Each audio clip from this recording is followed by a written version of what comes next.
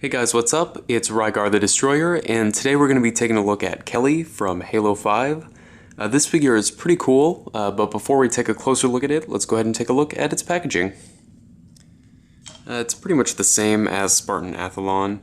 The Forerunner line drawing here in the background, and pretty plain up top. And on the back, it's got all of the other figures that were released in this wave. So let's go ahead and get back to the figure itself. So I just want to mention this before I start the review so I don't have to hold it. Right before the review, I thought this was like some type of removable piece, so I was yanking on it, and I I broke it off, so I'll have to glue that back on. That shouldn't be a common problem. That was just me being kind of dumb. I just pulled it right off. So just ignore that, and it shouldn't come off. But this figure here stands about 5.5 inches tall, so she's taller than Spartan Athlon. I'm not sure if that's accurate or not, but she is taller. And she comes with two accessories. The first one here is the shotgun. If it'll focus here, there we go. And it's got some really cool paintwork. It looks to me like it's a jackrabbit running along the side of the gun. I'm not sure if it'll show up on camera. There we go. It looks really cool. I love them doing all the paintwork on these guns. It looks awesome. It's on both sides there. And this gun does fit in her hands. There's no trigger guard or anything, so it looks like her hand's actually on the trigger and everything. And then she also comes with the Magnum as well. And this again fits onto her hip all the way. Let me show you. They drilled the hole. It's loose enough where you can put it all the way down in, but it's also tight enough where it'll actually hold it on her hip, which I really like. As far as articulation goes on this figure, there are some pretty serious problems. The upper body is pretty good. She's got a double ball peg in the head. Lets her look all over. It doesn't bump into her chest armor really or anything, so that's good. You can turn it side to side, so that works perfectly. Couldn't ask for anything more.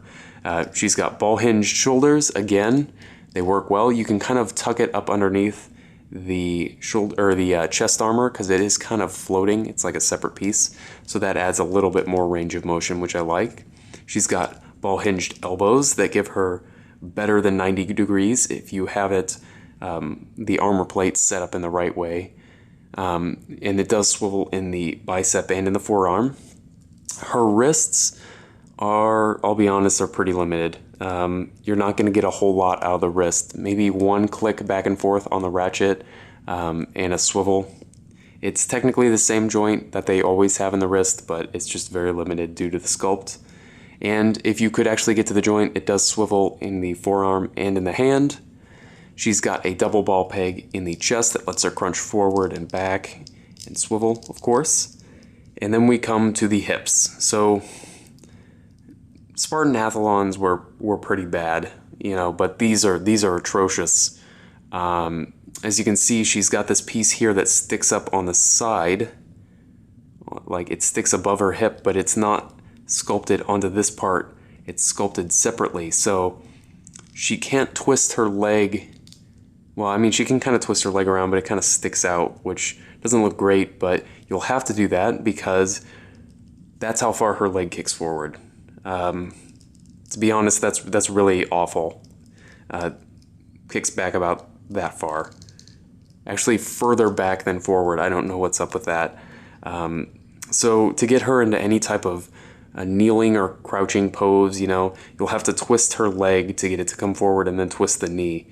So it works. You could, if you do it in kind of like a running pose where you could get it forward about this much, you don't notice that the hip has been turned that much, so you can kind of get away with some poses like this, where she looks like she's running, but aside from that, you're not going to get a whole lot of posing done. She's got ball-hinged knees, and they do swivel at the top, and then she's got ball-hinged ankles. They go back a really good amount, and then they don't hardly go forward at all.